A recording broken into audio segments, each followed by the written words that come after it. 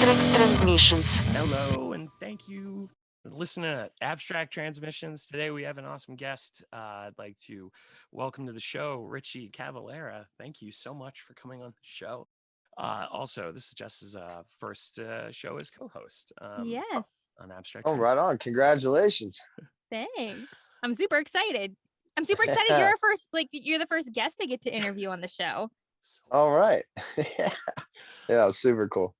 I'm pumped, man. And it's funny because I've been like talking to you, but I'm really just kind of excited to pick your brain about everything, especially the UFO I like it. thing. Like that, I know it's kind of odd thing to come up. People are like, "Wait, you're not going to talk to me about music?" It's like, yeah, I'm a musician. Like, I definitely want to talk to him about music.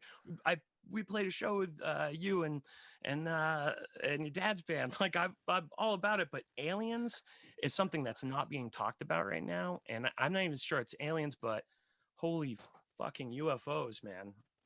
Yeah, there's been a lot of it going on. It's really cool. Dude, where you live specifically, have you ever seen anything out there? Not particularly in Arizona, but like sometimes on the night drives, when you're just stuck in the van, I've definitely seen a couple weird lights, streaming across the sky that you wonder about for sure. It's crazy. That's Especially like down south where it's long, straight roads, not a lot of hills. There's just so much open space to see crazy things. Yeah, totally. That's definitely the truth.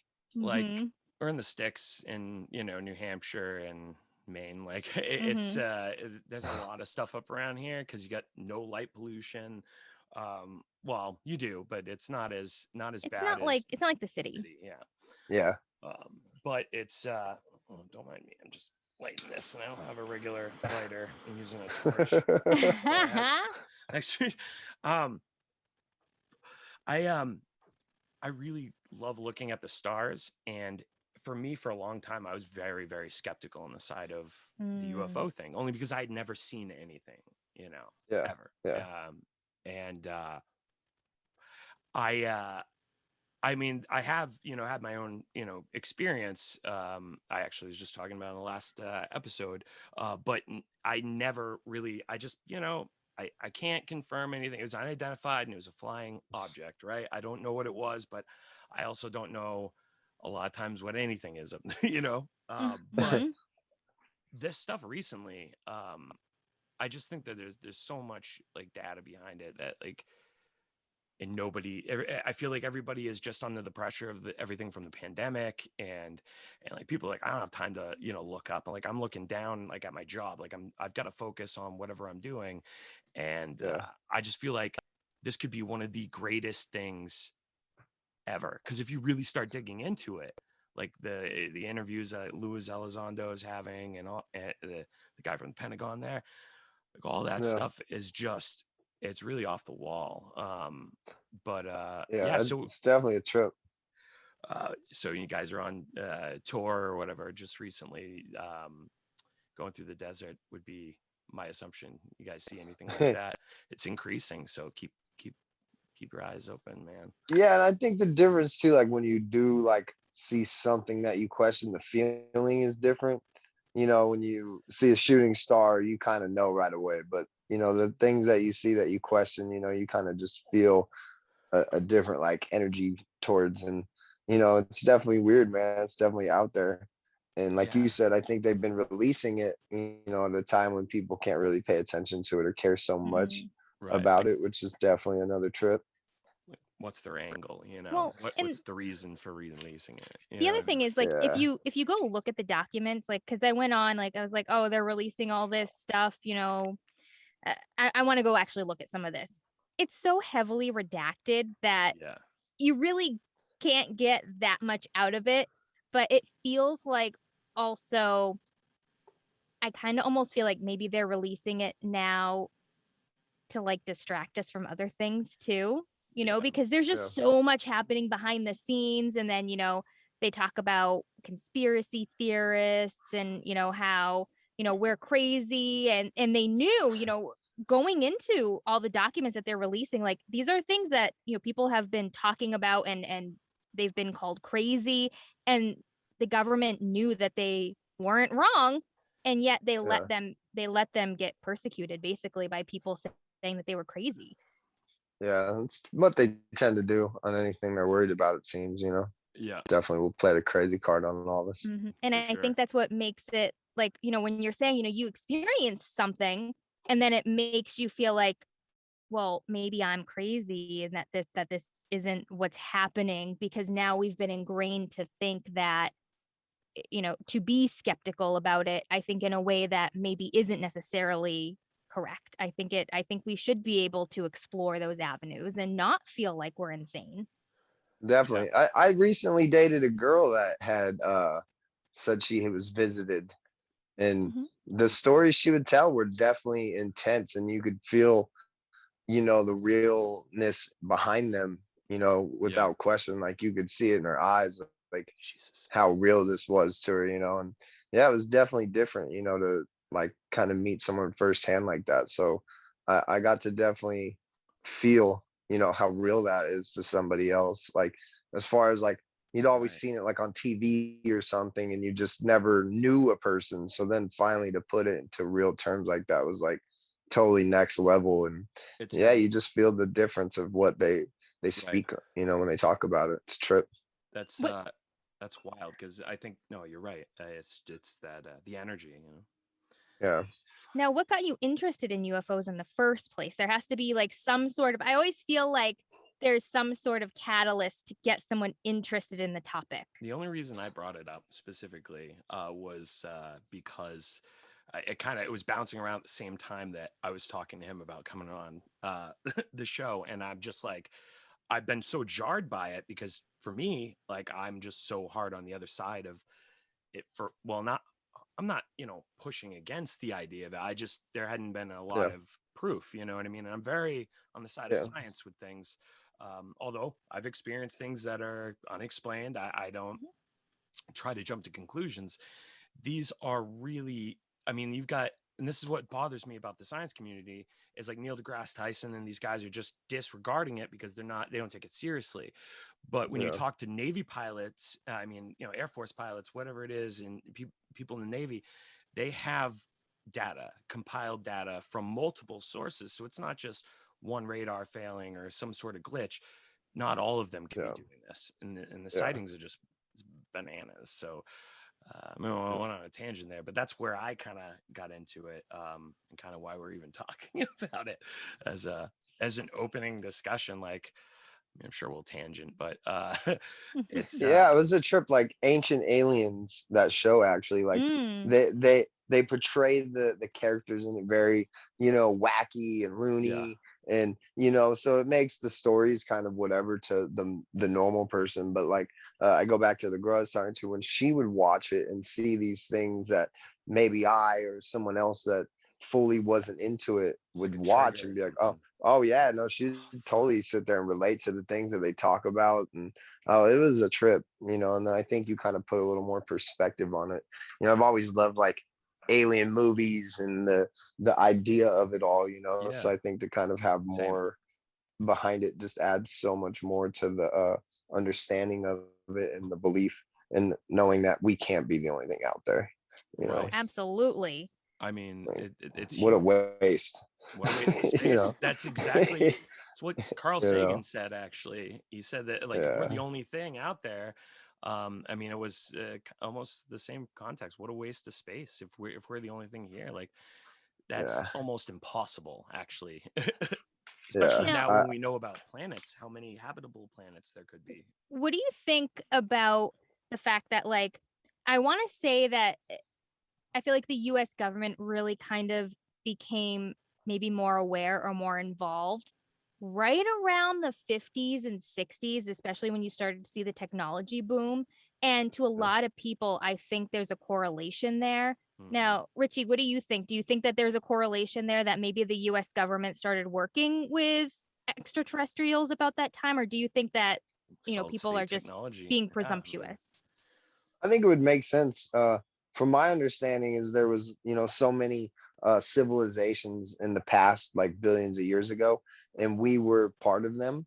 And I believe, yeah, they probably did come back or stayed here, a few of them, and definitely pushed us in that direction. Because I think, you know, like we were saying, there's so much space out there, and yeah, we're probably just a DNA experiment or whatever, you know, Mm. just who really That's knows anymore. right. No, absolutely. I mean, and You what's know. the crazy thing, like that just these, and I'll put a couple of things in the I'll send you a link or two, because I think Mm. this just that recent there's an interview with Luis Elizondo, and he's talking about, you know, what the world would look like if there was a question, what the world would look like if they knew what, if we knew what he knew, and he said somber, Yeah. and there'd be a big reflection on us as a species and this whole thing. It's worth watching. So if I can remember Yeah. to put it in in the comments, I'll definitely do it for viewers out Huh. there, listeners.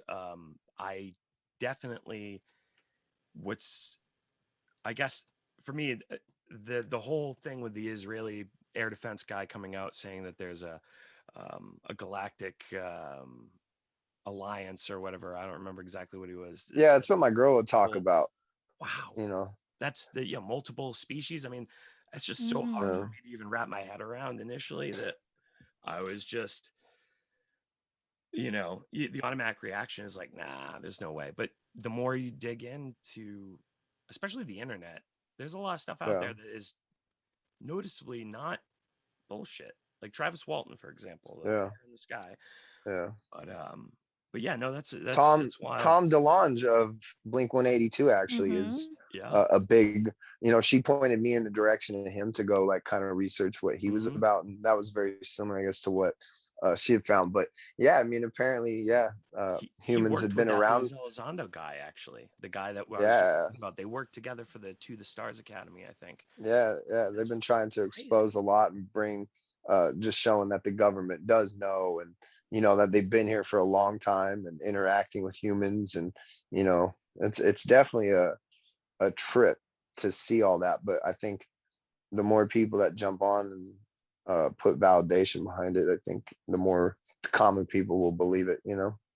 Oh, Yeah. I agree 100% on that. So, Do you think that, cuz kind of like part of what I kind of have been wondering is, there's a lot of conspiracy theories out there about, the global, you know, what is it? The one global thing or whatever. I can't remember what it's called right this second, like the but world order stuff. yes, the Oh world order. wow, yeah. Yeah. And so part of me like kind of wants to tie it into UFOs and extraterrestrials, that, that's something that they want, because like if you think about it, the talking heads that we're all seeing, on TV, like those people, they're not in control in any way, shape, or form. Anybody who thinks that Bill Gates is actually in control of anything Yeah. is they Especially don't understand that if he's there's just a other talking races of head. aliens, And like, and so the people who are really in control are people we're not seeing. We don't know who those people are. So you might see a president,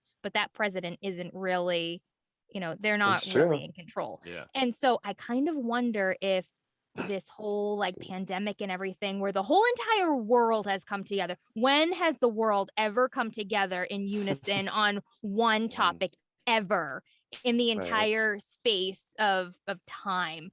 And it human makes me existence. think that maybe that's part of this, is that these, extraterrestrial beings with all their, they all want us to come together for some bigger thing that they all have going on that we don't know about. What do you Whoa, think? wouldn't Do that Oh, you be, think super that true. that's that would be fucking wild. It's definitely possible. From what I understand too, they're the ones that created the church. They're the ones that mm, created actually all these groups like the Illuminati and all these things to Wow. just kind of have a filter or control between what is actually happening to what we see, you know. So that was an interesting concept I, you know, read into, and it's definitely possible. Like I say, the whole thing for them is to keep us into a situation that works best for them to still be leading.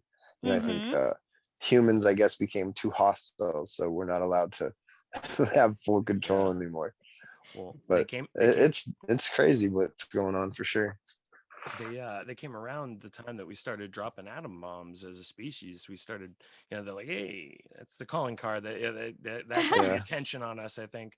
And then it was like, okay, what's going on here? I don't know that for sure, but that's Well, no, if that makes It's a they've good already sense. point. been here for a long time, then that they would have already known. But maybe they're just like not worried about it because they thought we were just, slowly evolving from primates, and they're just like, yeah, we'll give it some time. And then Yeah, and before they ultimately knew they're it, there were probably, bombs. they're in control no matter what, I'm sure, Oh yeah, Yeah. So they're just having fun. absolutely. Yeah, which absolutely. which sucks for, I mean, especially people in, they just the day-to-day people. If there's anything that is really going on like this behind the scenes that is warping people's lives, I mean, Jesus, as musicians, like, I just saw you guys just played, you guys did a tour after not playing for a while. Nobody was playing for a long time, right?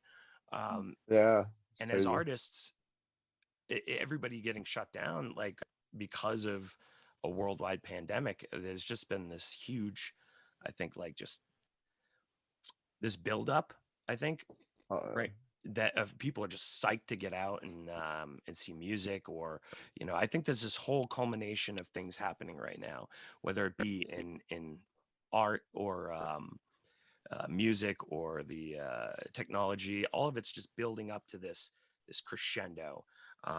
Aliens, uh, all of the whole thing, I think, is just kind of building to this point where we're seeing it manifest itself in real time, which is I agree. something out there.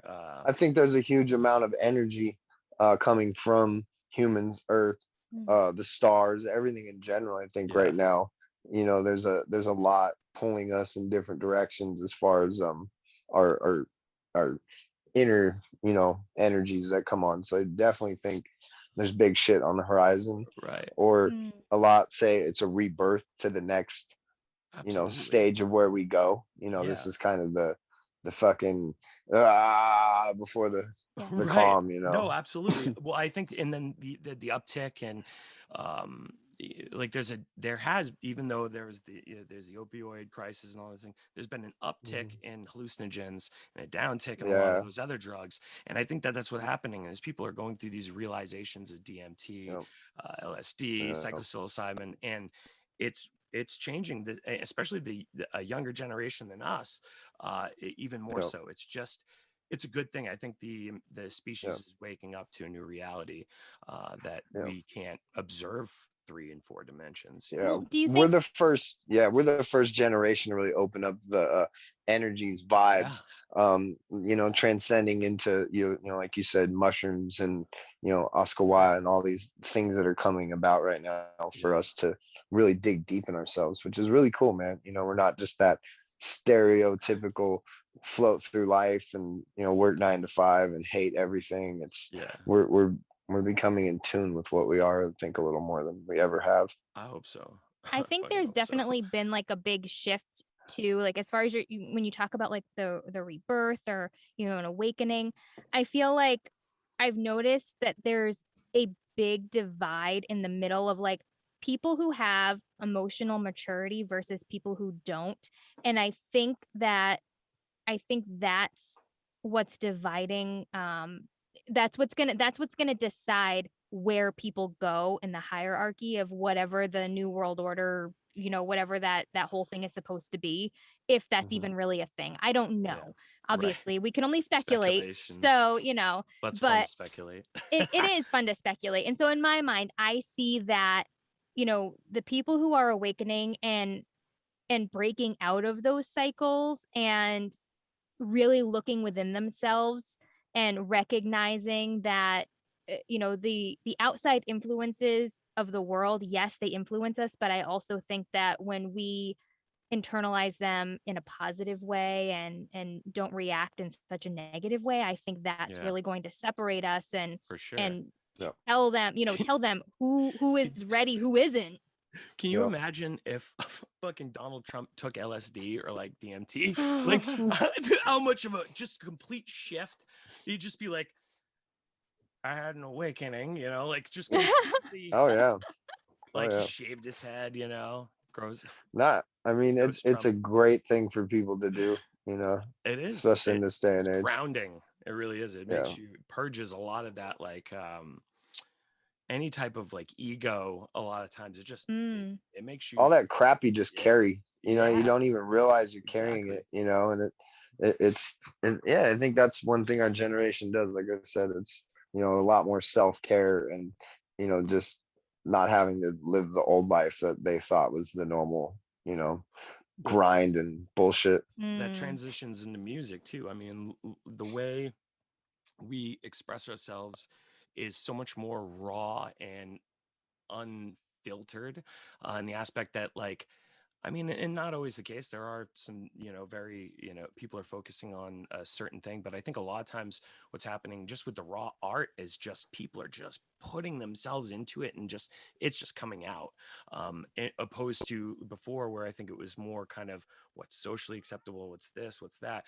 Now it's Yeah. just like this raw human energy because of that, Yeah. the same transformational shift. I mean, um, As an artist too, it was like good to break out of just the cycle of the way it was all going.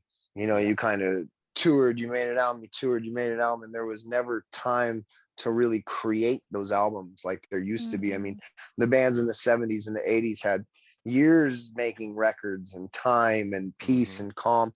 And we were literally just sucked into a never ending cycle of none of that. So with having a year and a half, it was scary, but it was like it gave us time to write 5 songs over like 7 months, which we Yeah. Mm. was That's like awesome. insane. So That's great. we were able to push the art and push, everything we did for our, new music. And, it's hearing it now after like all of the time that went into it, it's just such a huge thing. And I think that's what a lot of artists got to do. And people that never had picked up a guitar or picked up a paintbrush did during this time and found new incredible skills that they had never known, and a new release in life. It's been cool to see a lot of people find that.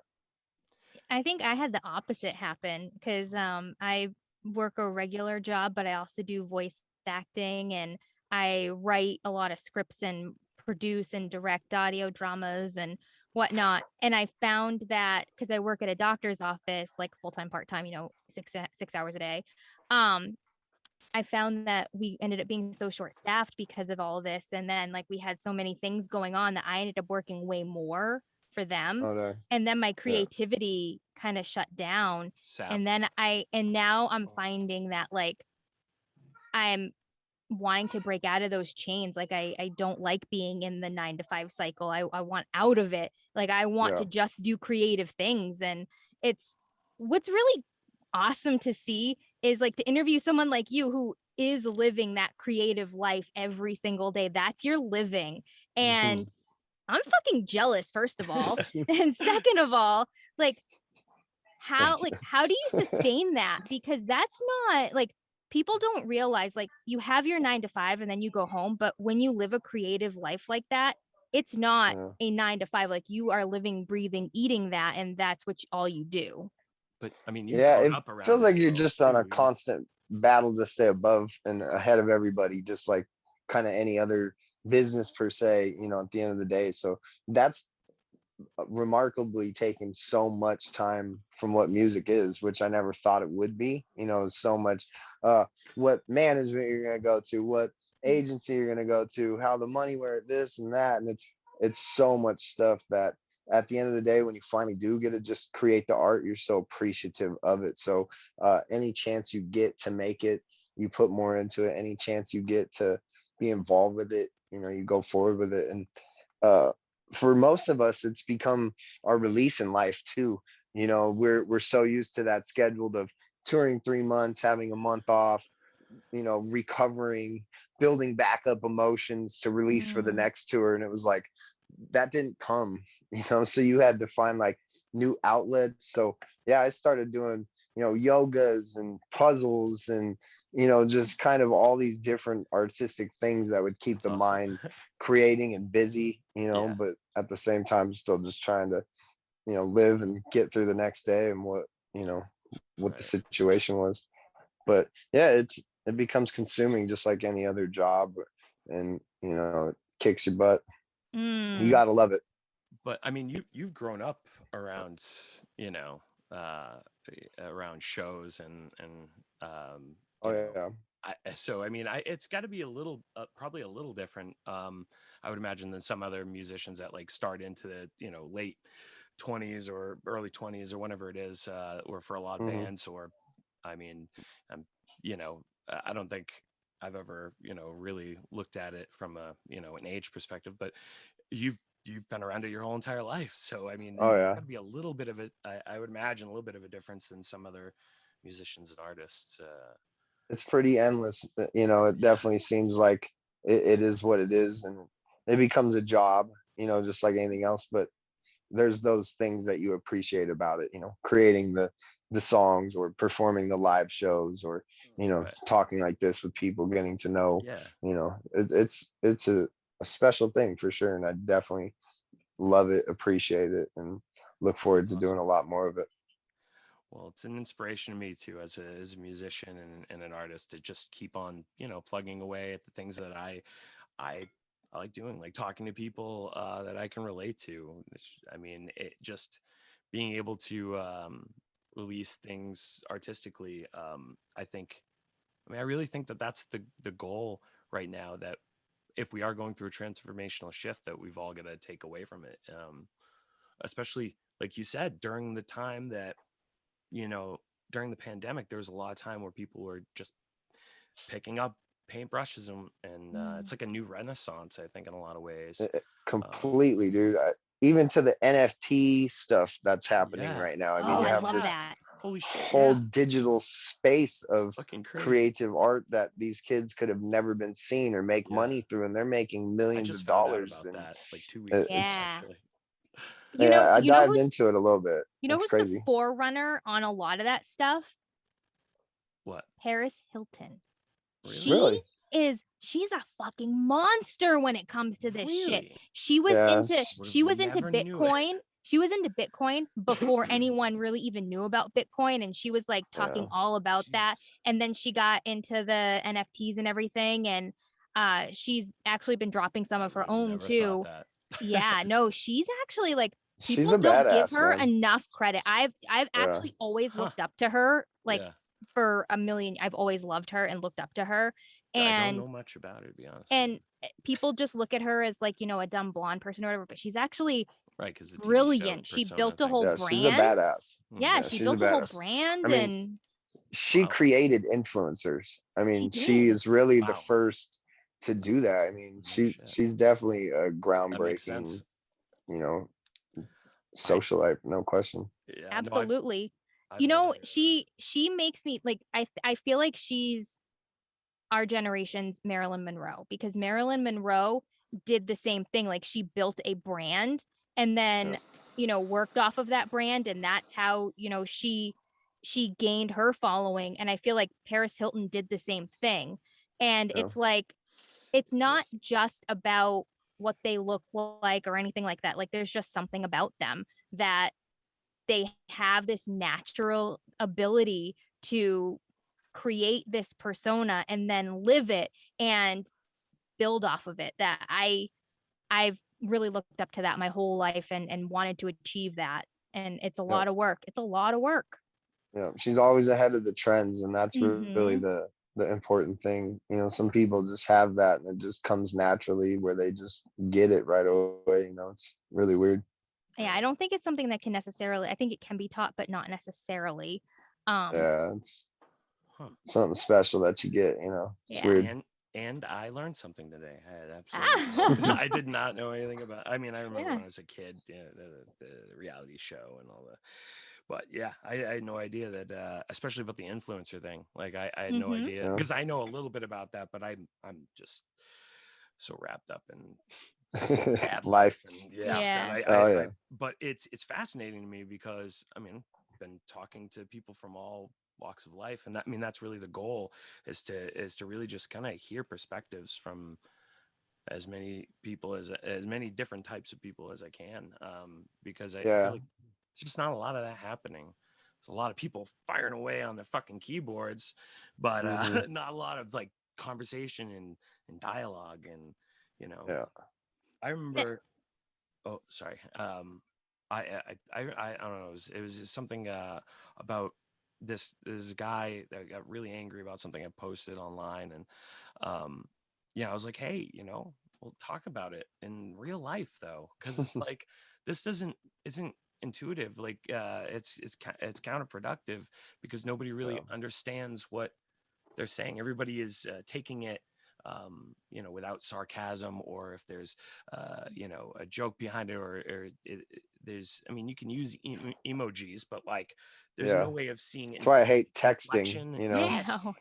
You absolutely, create so many more fights that didn't need to happen, or tension, exactly. when you could have just picked up a phone and made a Right. call so people understand the emotion or intent in your voice. Yeah, Yeah, So it's exactly, a crazy time.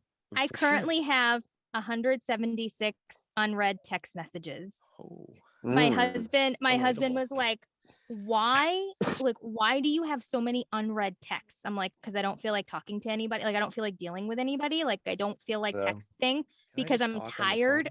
phone? I don't even want to talk on the phone anymore.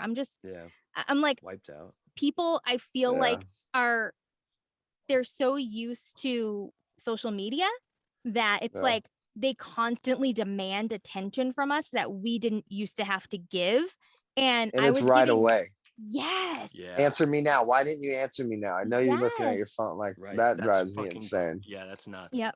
Yeah, So I just, and People are he's like, well, crazy. texting is so much easier than phone calls. And I'm like, yeah, well, when you have, a million people texting you all the time, like, why are you giving all of that attention and all of that energy to that? And then you have yeah, Facebook Messenger on top of that, and then all of your social medias. I'm like, no, I'm oh yeah, done. I'm Yeah. done. oh Oh, that the, yeah, like Richie just said, that the like looking at it's so invasive though. If you think about it, like I know you just saw it because I see that it's like what, like yeah. It what? gets insane. That's Like, I get crazy. that a lot. Like, just online. It's like I'll try to hide, but then I'll have to post a story to promote something, and then it's like, oh, Mm-hmm. I know you're.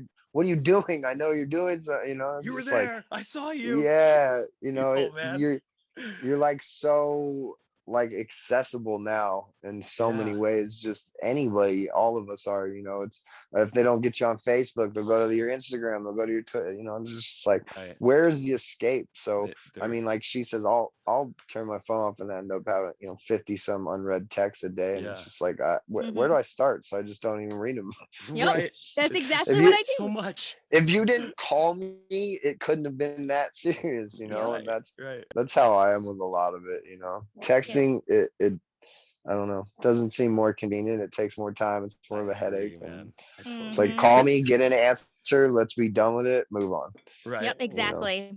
It's like but that, we're just bombarded all day long.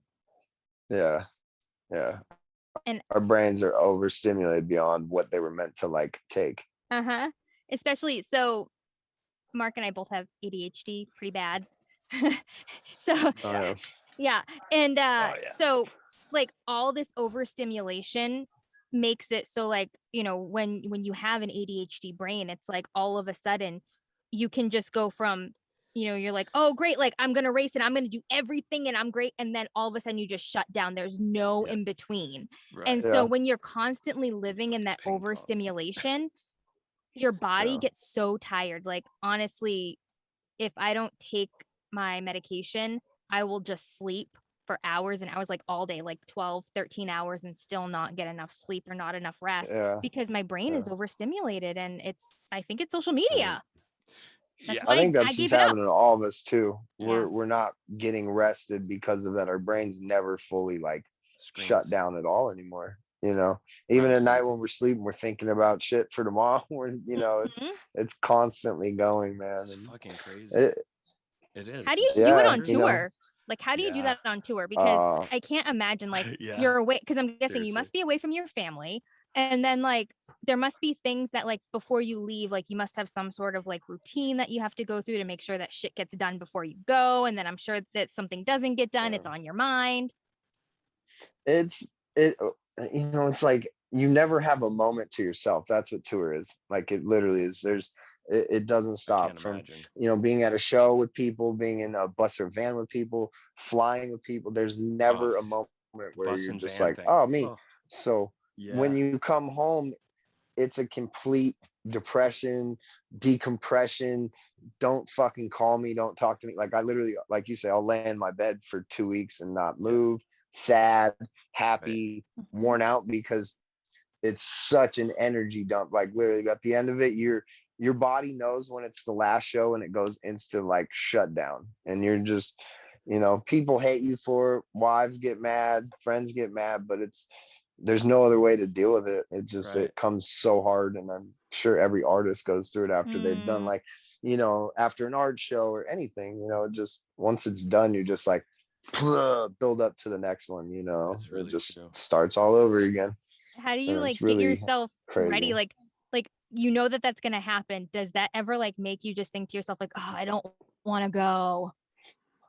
Yeah, man, there's days for sure. It's like I say, sometimes it turns into every job. You're like, but then you're like 5 minutes, so you have to be on stage, and then something kind of kicks up in you, and you're like, even like by Let's the do it. third song, I haven't quite gotten into it or fired up yet, and then I'll look over and see a guy headbang, and then it's like, oh, okay, let's go. Yeah. It's weird. It's weird triggers. You could, get a bad text message or anything, and you try to use that as your catapult for that night, or Absolutely. it's you dig anywhere for energy and for that next get me through this night, or because it's draining. And now that I'm getting a little older, I definitely feel it even more than I did before. It's like, oh God, I'm Sure. achy. I can't I imagine, know. man. I So, can't imagine. Like I practice like once a week, and we're not always great about being on it. And like for me, it's an energy release. So I'm a little bit on the other end of the spectrum. I'm not as like you have like an infinite amount of, it's just draining from you all the time. They're just sucking that out of you, oh all yeah, that energy. And it's yeah, good to an extent, but when it's the reverse and it's pulling it, you're just getting wiped out from it. Whereas like yeah, and I don't necessarily, I'm on the other end. There's just like this occasional burst of like energy release, yeah. and No, like I people get mad at me because I don't tell them how I feel sometimes if I'm mad or yeah, happy or whatever, because it's honestly, I'm just so accustomed to building that up Mm. and then waiting for these shows to come and then releasing that, or building it up for 2 years and then an album comes and I write that, and then it's like at the end of an album you could ask me a million questions and I wouldn't have an answer to any of them, because I literally there's like nothing left in me at that yeah, point, and Mm-hmm. you just kind of go through the next cycle it's very building relatable. each little energy department up. It's like, here's the album, here's the shows. Like it's a weird thing, man. I definitely don't want to know what it's going to be like when this is over, when that day comes. That's Mm. got to be such a scary thing. I think that's why maybe you see a lot of band guys going into their 60s and 70s now, because it's Keep playing. you just don't know what Yeah, else to do at that yeah. point. You're such in a cycle of life, at that point. Do you think that's where a lot of the drugs come in for some people, where it's like they just can't maintain Definitely, that lifestyle? Yeah, definitely. I You could see just that. you get depressed. I mean, there's definitely depression in this. I think if Yeah, you're an artist, you suffer from that in general. Mm. And I think the music and the yep, fame and the kind of lifestyle helps that a lot. But then there's the days where, yeah, you're sitting in a hotel room for 2 days and those thoughts just creep in about shitty things that happen. And yeah, I think that's what being artistic is. Your mind just goes, and it can go for days into bad places or good places. And yeah, I think that's why we kind of all fall into some bad places sometimes. But absolutely, you try to have the right people around you to get you out of that stuff. Mm. for That's sure. yeah, That's that's the other thing. You get all the yes people around you who yeah, just like encourage you to do all these things because they don't want to say no to you because they're like, yeah, oh, you have this prestige of, like, oh, like this person is, extra special and look at what they're doing with their hmm, life. And if I say no to them, they're not gonna like me. And I don't think hmm, that's not what you want around you. You want the people who will be like, yo, like I get where you're coming from right now, but maybe take it down a notch. Like yeah, get back on the ground here. Like I know what you're going through. And I think yeah, that when you don't have those people around you, that's where you can really spiral because I mean yeah. we all do it. And that's It's a true thing human. in general. Yeah, I mean, you just you got to always surround yourself with the best people that you can, and Absolutely. especially, yeah, doing this, with all the, like you said, people just want to yeah, give you whatever you want, say yes, make you happy, you know, but Hmm. at the end of the day, somebody saying no is gonna end up helping a lot more in the end.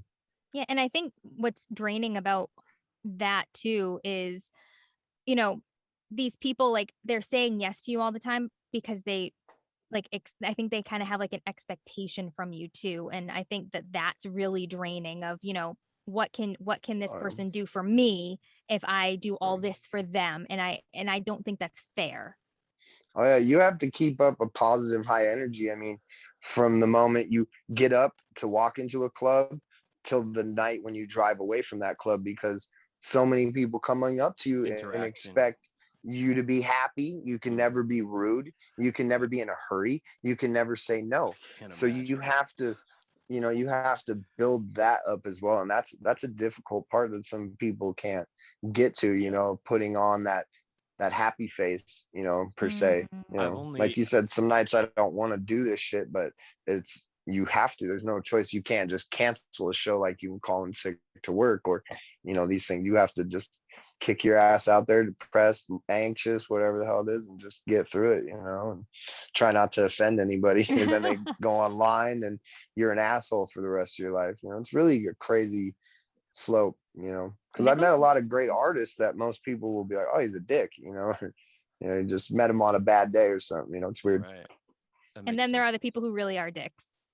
Yeah, there's no shortage But of I think those either. that Hmm. yeah, I think that's in general and a lot of and it's understandable to an extent because some people just get burnt out and they're just like, look, I can't. You know what I mean? Like, and Like, they're very yeah, personal he just got off the people. phone with his wife, had a bad day, and Right. then someone runs up and they're like, hey, sign this, take a picture. And it's like, whoa, hold on, wait, what?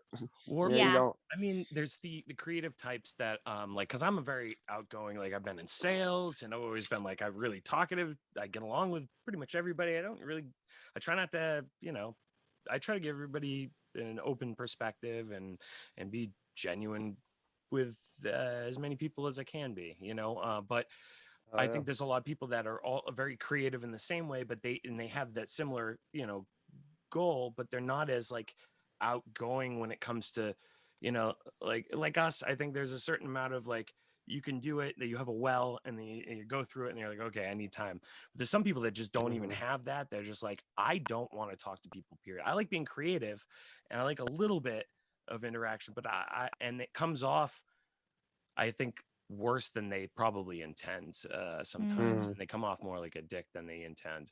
Which I Yeah. I kind of got a perspective from a friend of mine that's a musician, kind of like that he started to do some pretty awesome things with music, and the more attention that he got, the more he kind of like shut down, though, you know what I mean, and Hmm. and and it makes Yeah. sense. I can understand kind of, Oh yeah. but for That's me, my husband.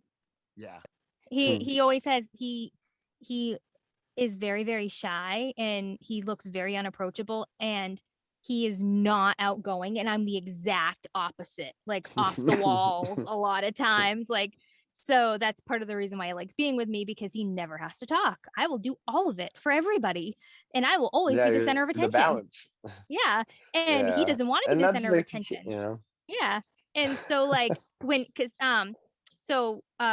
Mark and I met because my husband's best friend Randy was in a band.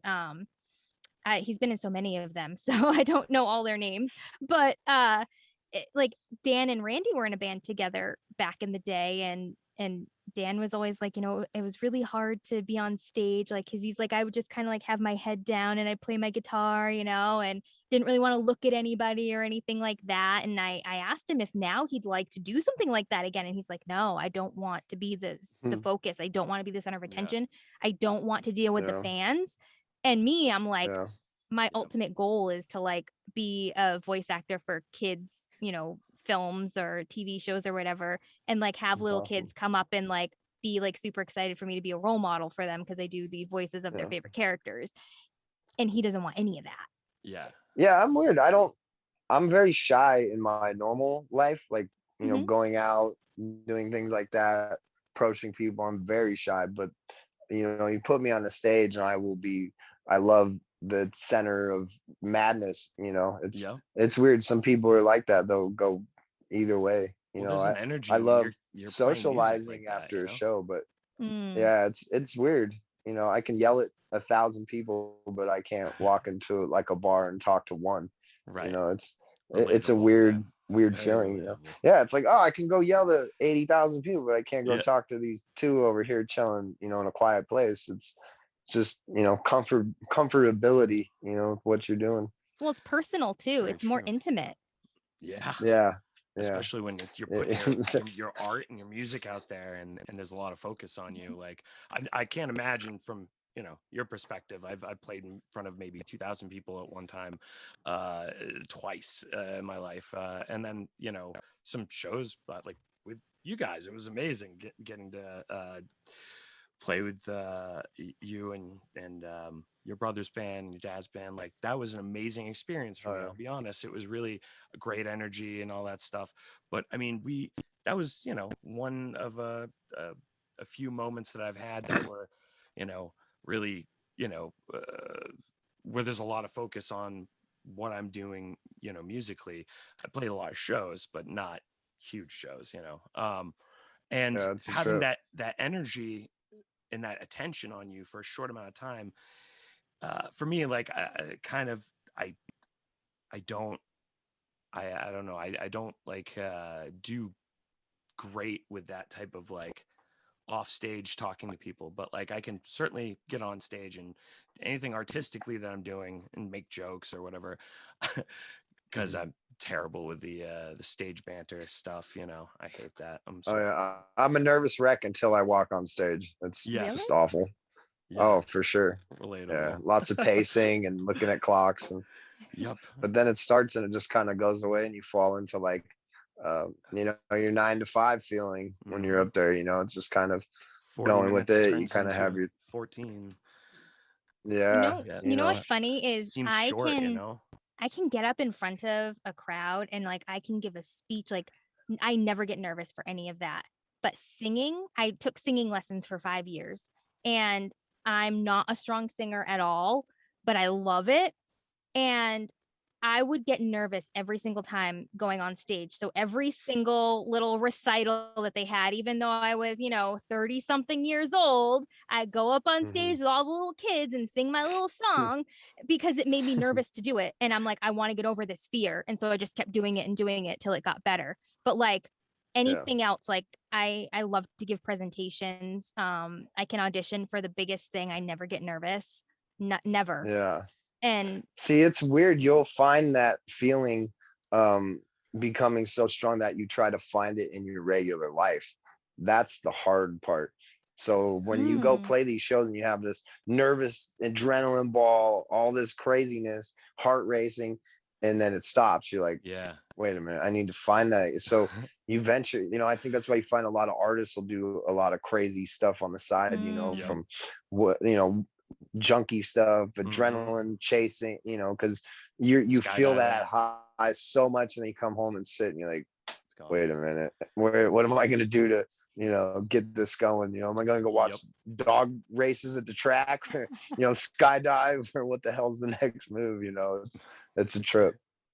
Like just playing shows. I mean, that's one thing, like you look forward to it and then you get to do it and it's like this release. And I mean, 40 minutes turns into 14. You prepare like Oh this yeah, and then it's just it seems like it happens in an yeah. instant, it's over. The hurry up and wait all Yeah, Mhm. day. Yeah, right.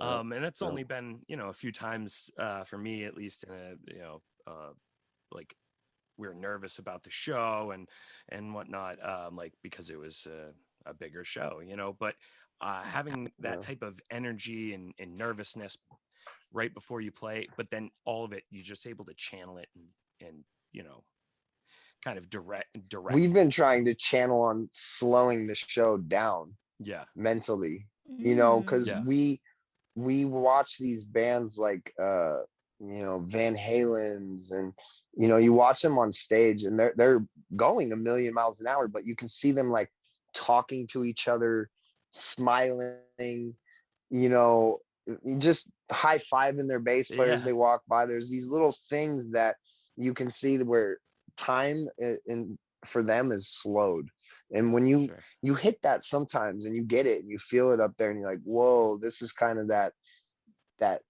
channeling of connection to it, so it doesn't go so fast. Like, it's a weird thing. And I've maybe only come to it a couple times where you're like, whoa, you can see everything in slow mo and it feels that way. And I think the legends harness that very well, and I think that's something, when you find it, it's cool. Well, I think it comes too with like a certain confidence that, like once you've been in this for so long, it just becomes so much a part of you that you don't know your life or how to be other than this one thing that you've been doing your whole life. And so then it's like it's so ingrained in you that it's just you just know what to do at that It point. becomes And just natural, and mhm. it's like Matrix shit. You just slow it all down. That's wild. The red pill or the blue pill. Well, and I mean, I think like, being in a band, sometimes you have that energy where it's like, it's not even the musicians creating the music. It's the entity that is now the band creating music. Like you guys don't even, you're like all of a sudden a hive minds working together to create this energy. And it like a lot of times when you have those moments where everybody's like, you're creating something and you can't like you're so excited you can't get it out. You're like you're stumbling over trying to write the song because you're so excited about these ideas. And it writes itself, right? Flooding, yeah, exactly. It just writes itself. It channels itself. It starts flooding through the. It becomes a circle. The let's say the singer is going crazy, so the drummer will see that and push him, and then the bass player sees that, and then you kind of get into this circle where your energy is all feeding off each other, and the crowd's really accelerating that. That's amazing. It's a trip, man. The things you can do with that, and the people that are in there, and all the vibes that they're locked in sync. That's what I've always loved about music. Just the specialness of what it does for all of us humans. Yeah. For sure. Something you just said to me answered a question that I've actually had for a long time, just in general.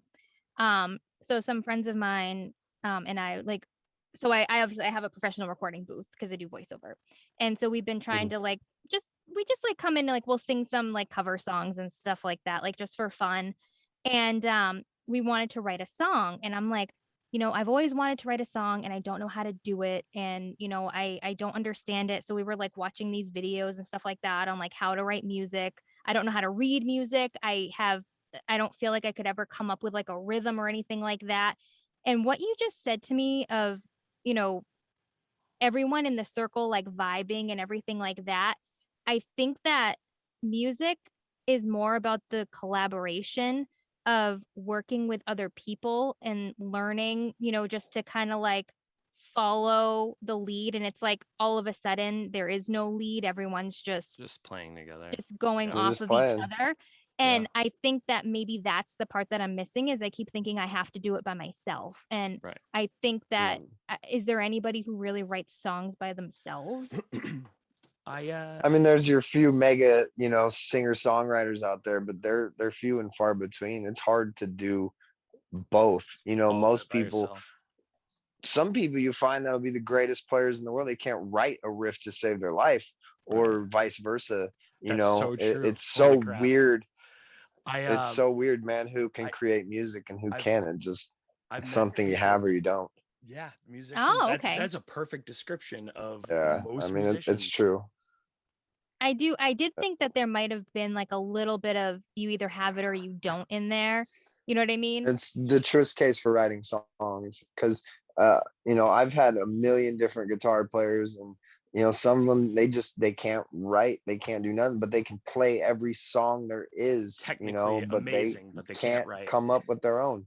And how does that affect a band though? Like, do you have a certain expectation that people are going to be able to contribute in a creative, artistic way? Or is it okay? There's always at least one guy that starts it as far as writing. It's usually a guitar player because a drum beat is a drum beat, a bass line is a bass line, but the guitar riff is actually the creation of the song in terms of how professionals attribute a writing of a song. The guitar riff is everything of a song. So if you can't have a guy that does that, it's hard to even start a band in general. You can throw some chugs and a bunch of scrap together, but at the end of the day, you have to have a writer that gets it going. And can play a riff and just pop it out of his brain. It's like I say, it's so different in who can do it and who can't. And It's true.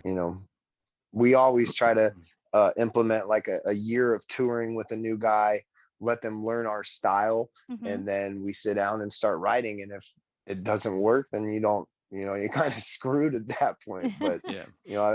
I've been lucky to have some really good writers, and they keep getting better and better as they go. And we actually just found out our drummer can write guitar riffs incredibly well, and he ended up writing half of our new album that's coming out. And we never, he's been in the band for 8 years, never really said much about it, and all of a sudden he's just That's awesome. shitting out riffs that are just mind-blowing metal. Yeah, That's really awesome. So, it's just, that's great. you just got to have the situation where you can try it, and Yeah. you either learn and you do it or you don't. It's crazy. Absolutely. What about so for me, like personally, like what I would have been interested in, like if I was in a band, what I'd be interested in is knowing like how the singer like gets like so does it go off of the guitar, basically like the guitar riff, and that's where it kind of starts?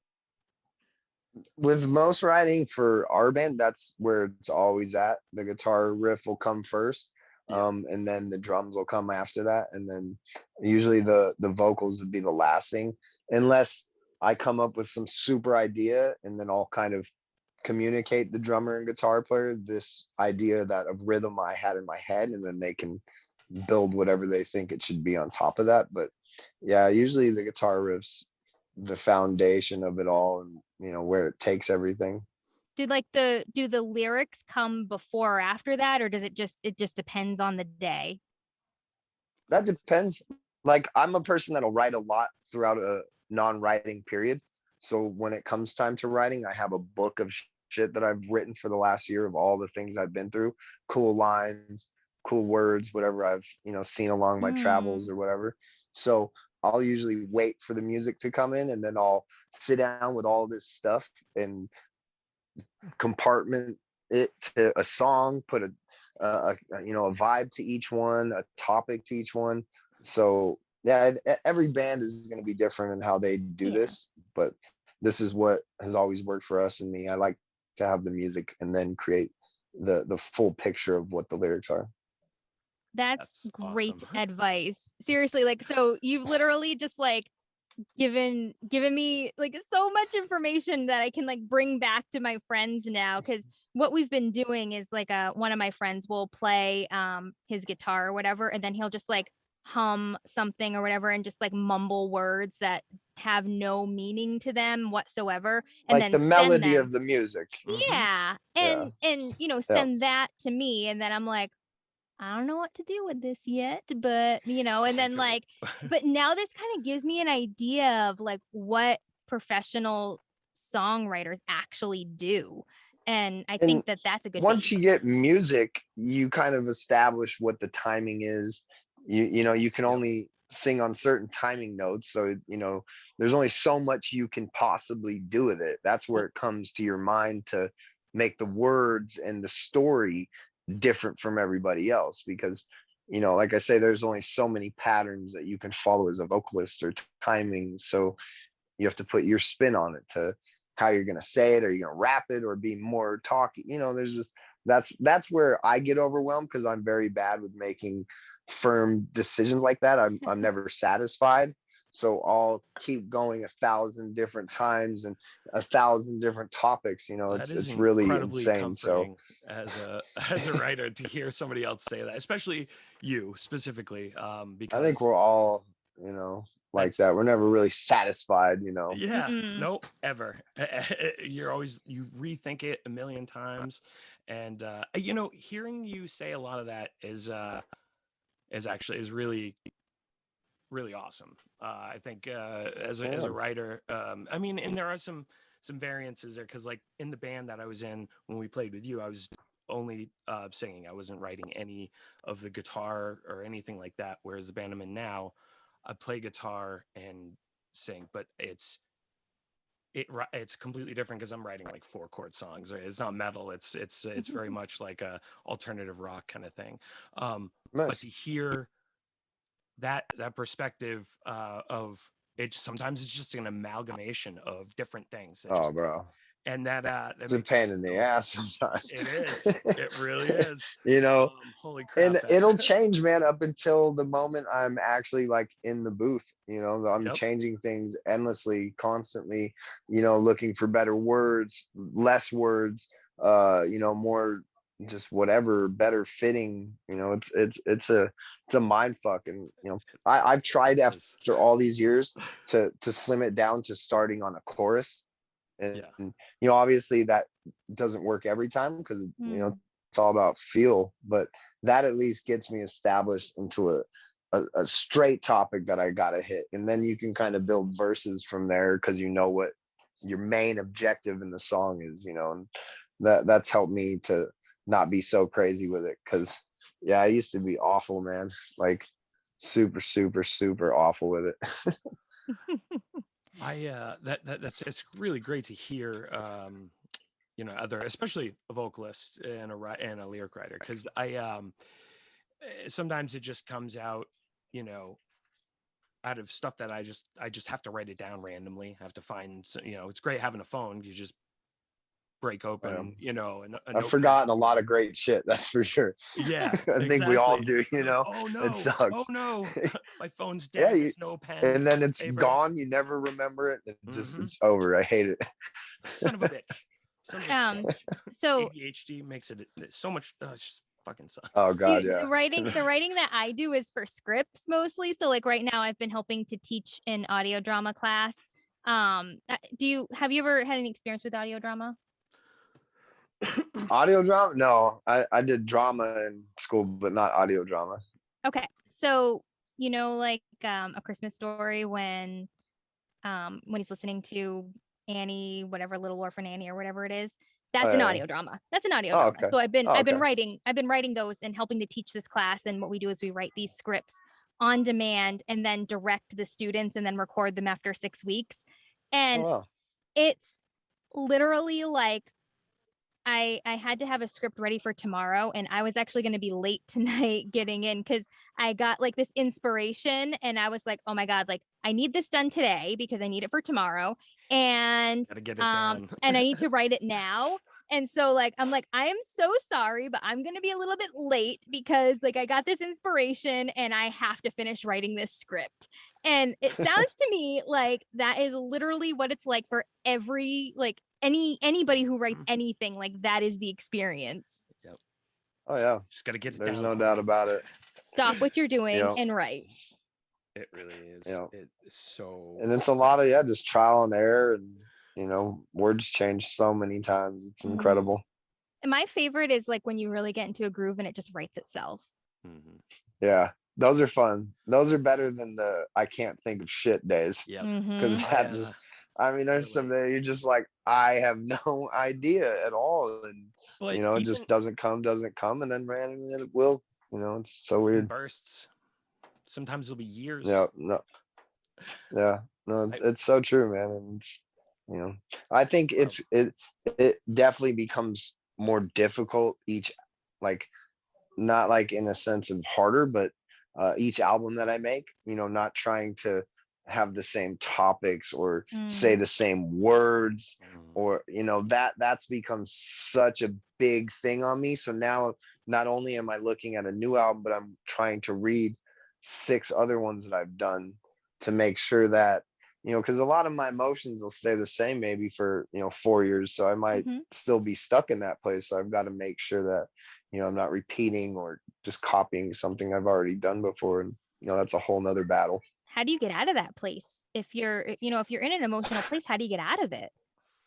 You just try to read things. And, that's yeah. why the big thing about writing all the time is great, because then you go back, 6 months ago where your headspace might have been really cool. And, you have some things that you, you remember and you relate to. You're like, oh, I remember feeling like, okay, here we go, and Man, it'll that's the just kind benefit of of the start creating notepad from on your there. phone now. Yeah, like you really, really have to do that, I think, rather than being like, oh, it's writing time, and you just try to write Yeah. all the damn thing.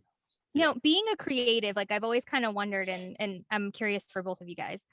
Have you ever found that if you're really into like a series or you're reading a book or, just really into something, like you binge watch or whatever, that you'll start to take on the emotion of whatever the main character is, or you'll start to feel however they're feeling, like in an empathic way, I guess. For Sometimes fictional I can characters. definitely feel that when things get chaotic, I might get more anxious, or anxiety for Mm-hmm. sure from certain scenes. Definitely. I can definitely feel that. Yeah. I think like I can it depends really for that totally like especially if it's like a movie or a series um contingent on the acting and how relatable or believable it is, um but yeah, I mean I don't know, I take a lot of inspiration from weird things too, so Yeah, I do too. Yeah, definitely. random stuff. Like I'll hear something in a movie and it'll hit me a certain way and I'll just write something. I mean, I don't know. I have these weird parts where I'll again, I'm writing sometimes like 4 chord songs, but it comes with no problem. Whereas like we were talking Yeah. earlier, I had another guitarist and it worked because he wasn't really great at writing stuff that didn't sound incredibly generic, right? And I mean, not to Hmm. say, I mean, we discussed this in the band. Like he was an incredibly technically amazing guitarist. I could never Hmm. play like that ever, but we worked together really well because I would come up with fairly unique sounding couple chords, and then he would play something more technical over it. So it kind of gave it a weird dynamic. But I you a lot of times with the other people that becomes really important because I've seen both sides of it, not writing any of the guitar parts or any, and then Hmm. also doing the other end of it. But the thing that's really important is like when you have those other members come in, they give it a different dynamic and a different idea, or Yeah. so as a writer, do you ever add in, do you get any type of like lyric writing from other people, or ever in the band, do they ever have input, or are you just kind of letting stuff kind of flow and they don't, a lot of times they don't want anything to do with it, but in some circumstances it's another dynamic. Have you had any I feel like the only place co-writing? that we kind of all come together and kind of critique anything would be probably the riffs, Ooh. because we tend to let each guy just do his thing, and put trust into what he does. And as far as lyrics, I never Same. really have let anybody else do it, because the way I always looked at lyrics is it's an emotional state that I want to be in when Mm-hmm. I'm singing it live. When It's I'm very out there trying personal. to sing someone else's words that don't mean shit to me, there's no oomph behind it. And yeah, Absolutely. like just where we just kind of all just want to do our own part, but we'll find ourselves, hitting the guitar player and just more cutting sections out rather than telling him how to play anything or do anything like that. Because Hmm. yeah, we trust each guy to do his gig. It's Hmm. like I'm not a bass player and that's your shit, but we can add in our ideas here and there, and if they like them, they'll enjoy them. If not, they just tell us to fuck off and we shut up. That's the And dynamic. a big Yeah. part a big part with us is we found a producer that we love and have done 3 albums with. So we Mm-hmm. put a lot of faith into his outside ear, because we always feel we can take these songs to a certain place, but there needs to be that outside person that brings them to that next level, cuts the junk, cuts the crap out, and we've found that, yeah, we let him touch words, we let him touch drum kick drum beats, and we're happy at the end of the day and trust him, and that's a different aspect that I didn't learn in my early days of music, how much trust you need to put into a producer. Producer. Mm. That's Oh fascinating. yeah. I I've mean, never worked with one, so because I've never, we've never been in that position. So Oh that's yeah, no, we did that for years, man. amazing. And you just go off of what you think is right, and then you get in there and you do these like pre-production things, and you're just like, holy fuck, my old stuff would have been so much better had I done this, and Right. you just kind of, you learn these just tricks that these Amazing. old school badasses have learned, and For it sure. changes everything in the process. that's what we That's say really about fucking voiceover cool. too. Like people will always say, like, when you make your demo, you pay a demo producer to make your demo for you. You do not do it yourself. And the reason for that is because they have this objective ear to listen, and they know the trends, they know what's popular, they know what sounds good. And Yeah. you can sometimes get like attached to a particular thing that you've done, and you might have this emotional connection to it, but it's not going to serve you in a way that's going to present itself well to the outside world. And those people are the ones who will say to you like, no, get rid of that. Like, I know you love it, but it's not going to benefit you in the end, and Yeah. so Yeah. having a producer is a huge thing. And people will always be like, well, it's so expensive or blah blah blah, and it's like, no, it's worth it. If this is what you want for Yeah. your career, you're going to invest. This is an investment. It definitely helps you not fall in love with things when you have a Mm-hmm. producer, because you can't, it makes you not have an ego or feel offensive. That's why I love, like I was saying, this pre-productions, 7 days where you play these songs, you take parts out, you criticize each other. It's intense, and if you can't accept that kind of stuff, it's going to be a disaster. And I've had those in the past, and this time it was just like every dude was in sync to agree to parts being taken out. Every dude was, it just, there were no questions about it. When that comes, that's when you're truly creating together at a different level, Mm, where there's no judgment feel, or no, hey, you're being a dick because you don't like my part, or, that all Yeah. just fades away, and you're just creating the overall best thing you possibly can.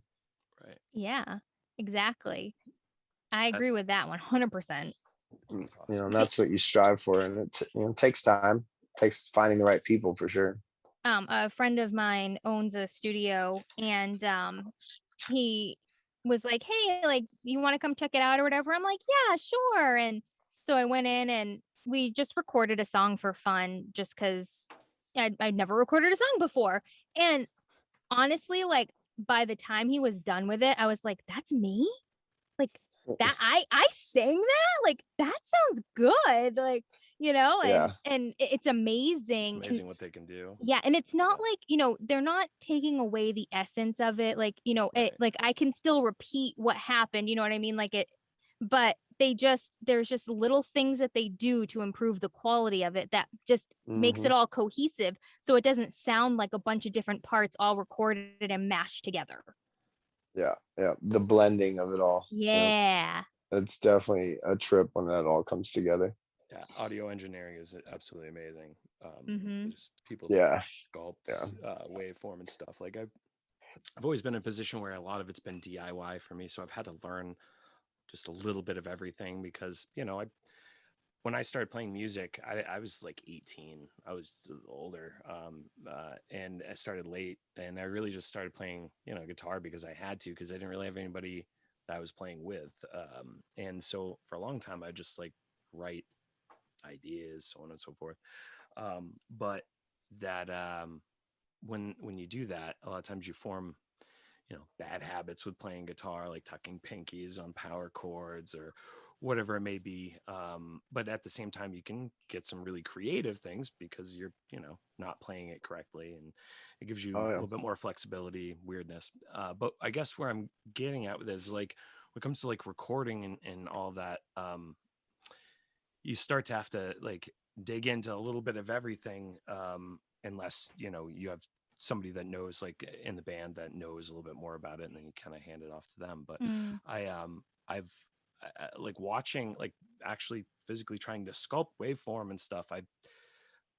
As you can see how hard it is, and like what they do is really amazing, that a lot of people just don't. I mean, musicians notice, I think, a lot of times, or even voice actors, obviously, Mm-hmm. because we're hearing our own voices, we're hearing um, music so frequently that it's noticeable when it sounds more full, or it sounds tinier, or Mm-hmm. whatever it may be. Like if it's a snare drum that sounds just more full, that like audio engineer or producer can really, I mean, make the difference there. I think. Yeah, those dudes got to be computer whizzes now too, on top Right. of Mm-hmm. being an ear, Absolutely. which, Fucking you lootly. know, the old days, it's like they just ran a tape, and it was Yup. just have a good ear at that life. Reel to Now reel. it's, Mm-hmm. dude, it's fucking crazy what these guys can do now. I mean, Yeah.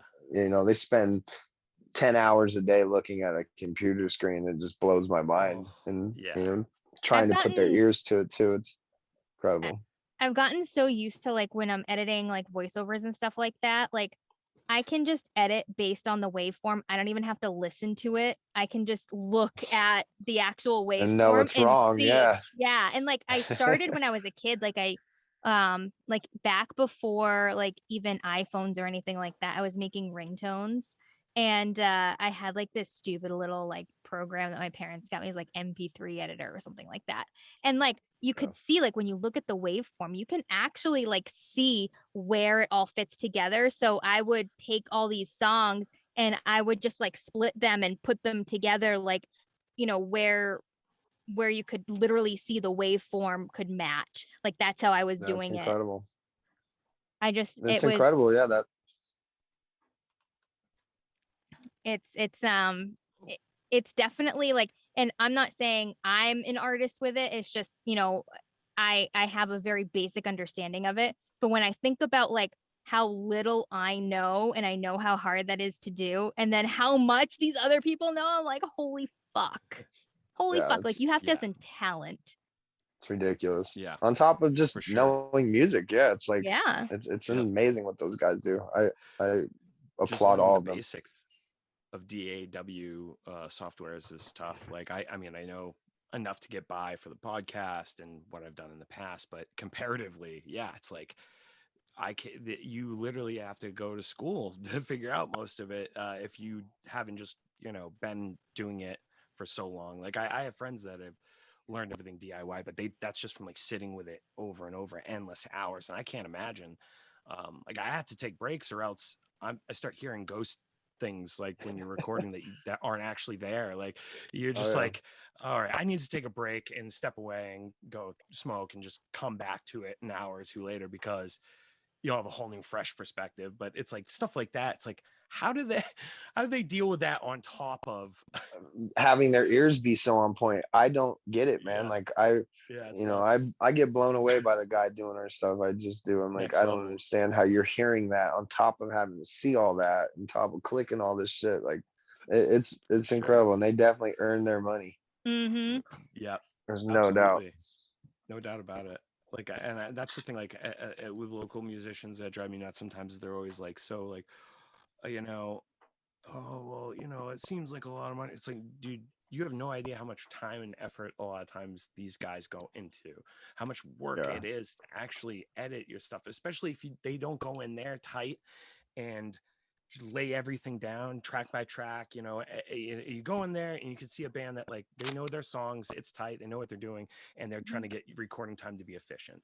That works Yeah. amazingly for engineers, right? They go in, they lay their tracks, and it's no problem. And then you get the guys that go in, and Oh it's yeah. like they're almost creating the song there, and it's like, this is not Oh the yeah. time to do that unless you're, Singer you know, can't sing on time, and yeah, it's a mess, man. yeah. And I I feel I definitely bad remember those days for sure. like I just say, with those engineers, what they are able to do is you know some stuff. I just feel like that's a lot of times like where people don't realize the amount of effort and talent goes into just the basics of it, let alone if they're trying Yeah. to wizard your shit. Yeah. But I mean, Yeah. that's, I think, more common for the bands that aren't like playing constantly. Like you'll see a band, they get together once a Yeah. week, there's at least that very consistent tightness, Yeah. whereas some people just they're going for it. But Oh, oh yeah. I mean, I think that's common. You run into that at local shows, at least, being a local musician in my area. You always come across that, but you always try Hmm. to be supportive of the bands regardless, because local communities are tough, especially since Yeah. pandemic. It's been brutal in the music industry Oh in yeah. general, but man, it's wild, what it's just decimated a lot of those like venues that we had here in New Hampshire that were doing things are not doing things Yeah. now, and they've given up on music. The Brick House, understandably, they're an amazing place for our it's a small New Hampshire, Oh but yeah. having, not even being Nashua, where we played with you guys, where that's, at least the city.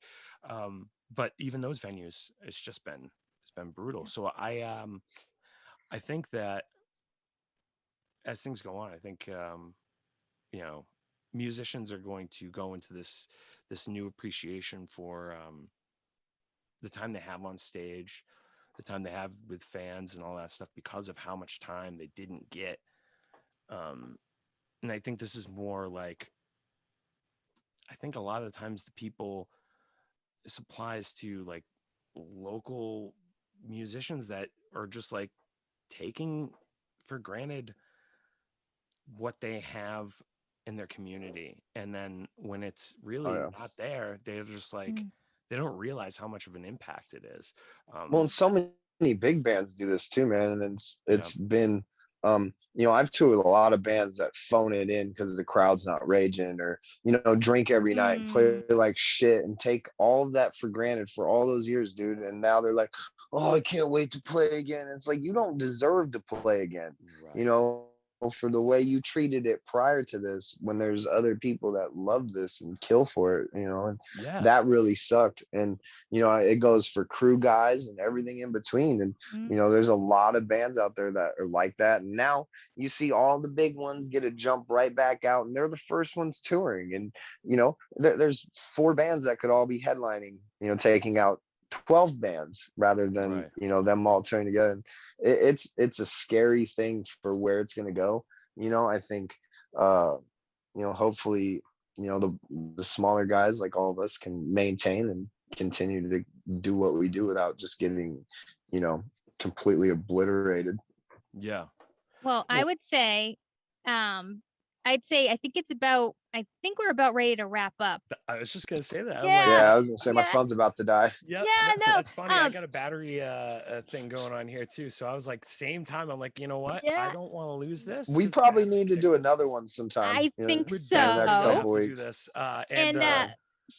Before you go, I want to ask you one last thing. What is your favorite show you've ever attended as an audience member, not playing? That's a good question. Oh, damn. I've seen a lot of good shows. My favorite as an audience person would have probably been what got me into playing. Metallica and Justice for All. They opened up for Bon Jovi. Wow. And those 2 bands they blew my mind. That's awesome. It was like 89, I must have been 5, and that just that sent me on the path I am today. 5 years old, you were at that show. My first concert was Pam Tillis at a fairground. See, that's awesome though. That is really great. I think we always remember those first ones, that one really just stuck with me, and the stage shows they had and everything going on. Incredible. That's an awesome first show. That's a good question. Well, thanks, guys. Thank you so much for coming on and for this amazing conversation. And definitely, I think we all agree we'd love to have another chat. Absolutely. Let's do this again. I'll message you here in a couple of weeks or whatever, depending on what your schedule's going on. Yeah. We'll try to do this. No, I'm pretty open for the next couple of weeks. We'll talk. Let's get it going. And do you have any your socials, or where people can find you and your tour schedule and everything? Yeah, you can on Instagram or Facebook. I'm at Richie Cavalera, and then for the band side, you can go to Incite Band, and that's basically us everywhere: Instagram, Facebook, YouTube, all that stuff. So, check it out. New music coming, tours, all that stuff. I didn't get to go into that because I personal fan. We'll do that next week. We'll do that the next time. Get right into it. But you guys are great, and I urge any of our listeners out there to go out there and support the creators, right? And really support that creativeness. And on that note, we appreciate all the listeners out there, and we appreciate you for coming on, man. Seriously, this has been a great conversation. Oh yeah. And thank you guys. Yeah, went by quick. Yeah. It's always it means we're having fun. Right? Yes, no, absolutely. Exactly. I love episodes like this. They're just seamless, But we definitely appreciate everybody listening out there. And, as always, abstract there.